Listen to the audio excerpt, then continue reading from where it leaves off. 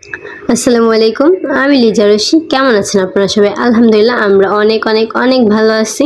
এই তো সকালে উঠে রান্নাবান্না বসিয়ে দিছি। আর যেহেতু মাস শেষ, আর মাস শেষ হলে তো সব কিছু শেষ হয়ে যাবে, এটাই স্বাভাবিক মধ্যবিত্ত ফ্যামিলি হলে যা হয় আর কি। কাঁচা বাজারটা প্রতিদিন করা হলো, চাল ডাল এগুলো কিন্তু মাসে একবারই কেনা হয়। যেহেতু মাস শেষ হয়ে গেছে তো সবগুলো শেষ হয়ে যেতেছে, তো চাল শেষ হয়ে গেছিলো তো ওটাই আনছিল।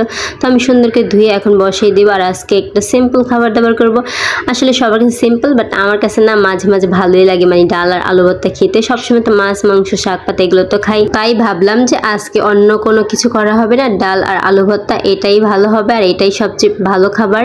আমার তো সবসময় ডাল আর আলু ভর্তা করা হয় না, বাট যখনই দেখি যে ফ্রিজে সব কিছু শেষ হয়ে গেছে আর কোনো অপশন নেই, তো এই তো লাস্ট অপশন। তবে এটা কিন্তু লাস্ট অপশন হলো, এটা কিন্তু সবারই অনেক পছন্দ করে, বিশেষ করে আমার বাসায় সবাই এটা পছন্দ করে। আমার মেয়েও কিন্তু ডাল আর আলু ভর্তা দিয়ে খেতে ভালোবাসে। শুধু ডাল খায় না, যেমন আমি শুধু ডাল খেতে পাই না, বাট ডালের মধ্যে যদি একটু আলু ভর্তা হয় না, তখন তো খাবারটা সেই লাগে। যাই হোক, এখানে আমি সব কিছু বসাই দিয়ে এখন আমি থালা বাসনগুলো ধুয়ে নিচ্ছিলাম। আর আমার ডালটা বলক এসে পড়ছে। আর আজকে আমি আলাদাভাবে আলুটা সিদ্ধ করবো না, মানে ভাতের মধ্যে দিয়ে সিদ্ধ করবে। আলাদা আলাদা গ্যাস অপচয় করে কোনো মানে হয় বলেন? তো একবারে দিলেই তো হয়ে যায়। তো আলুগুলোকে ছিলে নিয়ে ধুয়ে সুন্দর করে তারপর আমি দিয়ে নিতেছিলাম। এখানে আমার ডালও হয়ে গেছে। আর আজকে ডালের মধ্যে আমি আম দিব। আর ডালের মধ্যে বিশেষ করে আম, জলপাই, তারপর হচ্ছে টমেটো বা কি বলে চালতা, এগুলো দিলে না ডালের স্বাদটাই অন্যরকম লাগে, মানে খেতে ভালোই লাগে। আর অন্য কিছু তো ছিল না, এই আম ছিল। আম প্রায় শেষ, আমের একটা বড় ছিল আর এক টুকরো আম ছিল, তো ওটাই আমি দিয়ে নিয়েছিলাম। এগুলো আমি রাখছিলাম ডিপে, বেশি করে রাখছিলাম, তো এতদিন তো খাইলাম, এখন তো আম শেষ হয়ে গেছে। তো আমার আলুগুলো সিদ্ধ হয়ে গেছে, তো ভাত ঠিকা দেওয়ার আগে আমি আলুগুলোকে সুন্দরভাবে উঠিয়ে নিয়েছিলাম কাঁটা চামচের সাহায্যে।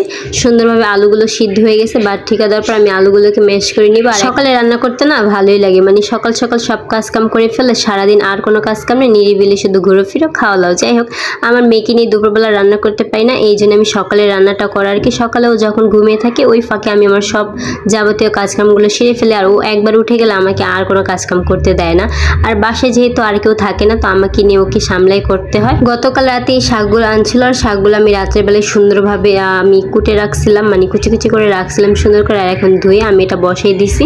তো এটার মধ্যে আমি একটু লবণের কাঁচামরিচ দিয়ে নিয়েছিলাম। আর সুন্দরভাবে এখন আমি আলু ভর্তাটা বাগার দিয়ে নিব। আর আমি না সবচেয়ে আলু ভর্তা বাগার দিয়ে খেতে পছন্দ করি বেশি, বাট আরেকভাবে আসে না যে কাঁচা পেঁয়াজ আর সরিষার তেল দিয়ে হাতে মাখিয়ে ভর্তা করে, বাট ওটা আমার দেখতে লোভনীয় লাগে, বাট আমি কখনো ট্রাই করি না। আসলে কি আমি কাঁচা পেঁয়াজটা খেতে পাই না, কাঁচা পেঁয়াজটা একদমই সহ্য করতে পাই না, এই জন্য আর কি আমার এই আলু ভর্তা বাগার দিয়ে করা। আর আলু ভর্তা বাগার দিয়ে করলে খেতে তো আমার কাছে অসাধারণ লাগে, যেহেতু কাঁচা পেঁয়াজ আমি খেতে পারি না।